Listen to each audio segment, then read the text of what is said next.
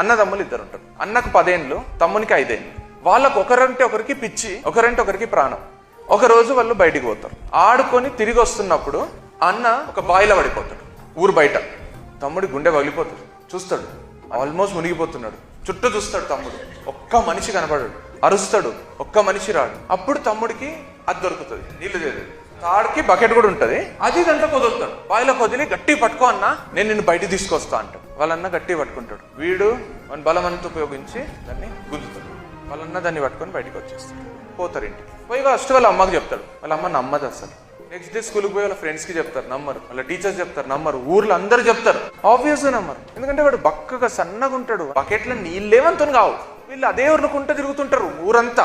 పిచ్చి పట్టిందని గురువు దగ్గర తీసుకుపోతారు. ఆయన చెప్పేస్తారు, మీ చిన్న కొడుకు చెప్పేది నిజం. అక్కడ మీ పెద్దోడు బాయిలో పడిపోయినప్పుడు చుట్టుపక్కల ఎవ్వరు లేరు హెల్ప్ చేయడానికి. అండ్ చుట్టుపక్కల ఎవ్వరు లేరు నువ్వు మీ అన్నని పైకి లాగలేవు అని చెప్పడానికి.